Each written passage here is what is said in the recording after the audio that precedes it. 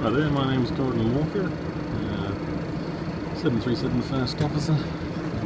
Got a bit of a delay on the ground here, so I've got a bit of time to talk you through some of the flight instruments on this aircraft.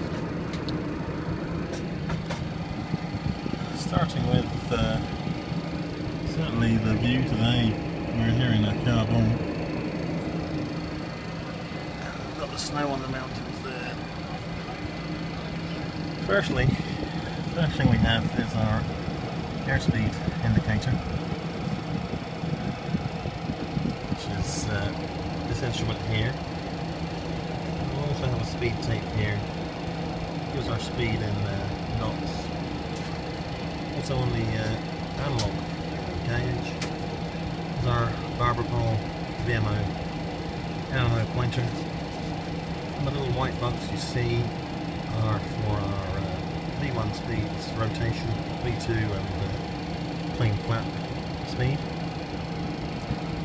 The instrument there in the glass at the top is our attitude electronic indicator, and this gives us information on our pitch and bank. Also the airspeed indicator, V1 reference in the green. And at the top is the FMA, which displays which autopilot setting we have.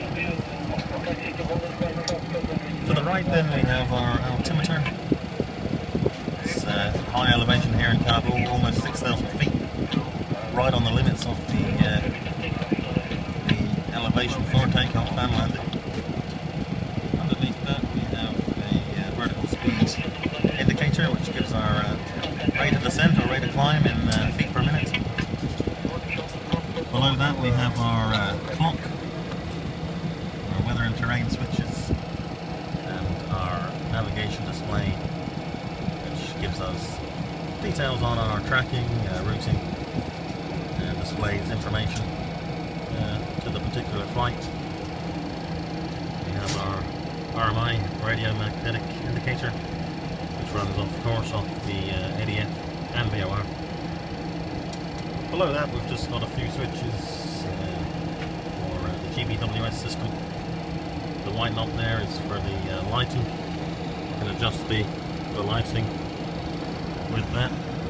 Also got an air vent there, cooling. To the left of that we have the hydraulic pressure gauge, which gives us brake pressure. We have the gear lever and indicators. Next to that, the analog dial you can see is the flap indicator, the anti-skid on-off switch, and the auto brake below that. Here we have our flight management computer. It's displayed at the moment on the takeoff reference page. So as you can see, the departure this morning is going to be at flap 5. V1 of 137, we're going to rotate it at 144, and the V2 147, we add 15 to that, V2 plus 15, that's a safe speed at which we can manoeuvre the aircraft. Up to that point we would limit our bank to just 15 degrees. Various pages, we've got our init ref page, which gives basic information on our weight, reserves, cruising altitude, cruise winds. We've also got the index button, which is a reference. We can navigate to several pages using the line select keys. We've also got a fixed page. We can enter any waypoint or airport, and basically if we put a destination in the fix, as you can see on the EHSI there's a green circle around the star. And basically that just gives us a fix, and we can expand that radius up to, I believe, 400 nautical miles, and use it for reference. Especially good for things like DME arcs, or if we need to make a call at a certain point. Next to the FMC, just regarding the FMC, I mean it's a very complex computer. It would take a long time to sort of go through everything, but that's just a few basic things that it can do. I'll put it back on the takeoff page for now. Put our engine indications there. On the right side we've got things like oil pressure, oil temperature, any vibration or noise indication. And to the left we have the N1, EGT, N2 and fuel flow figures. Coming to the throttle quadrant, we've got two throttles here, our flap indicator, and the speed brake is the lever to the left there.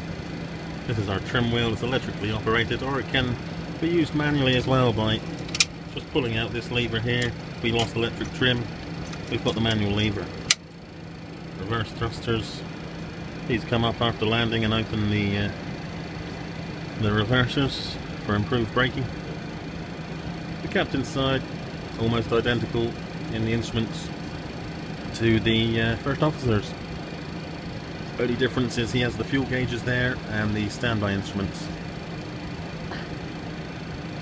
Coming to the top we have our MCP. This is used for the autopilot. We have our course, which is basically sort of like a OBS selector we have on our traditional aircraft.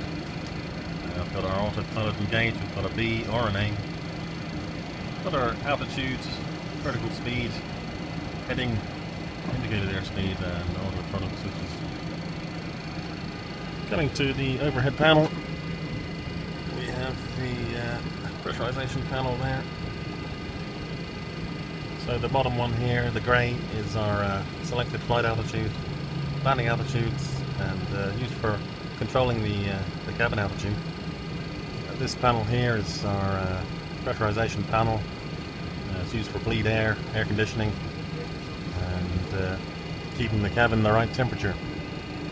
Again, this is all linked. Coming to the left of that, we have our window heat, pitot-static switches, anti-ice. The next one down there is our hydraulics. The two indicator analog dials are our cabin altitude and pressure differential. It's also got a rate of climb indicator. Good morning. Coming to the left of that, have our light furnishings for the panel, equipment cooling, seatbelt signs are in the middle there. Further to the left we have things like electrics, we have our fuel pumps, and the panel along the bottom there is basically this panel here, basically for the lighting. This one here is our engine start, and more lighting. Coming around the cockpit itself,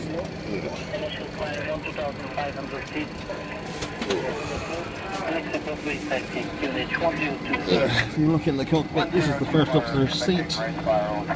Comfortable seat. Have our circuit breaker switches.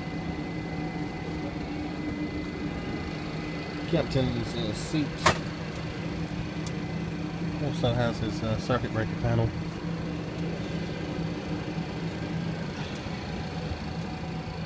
And this is basically the entrance to the cockpit itself.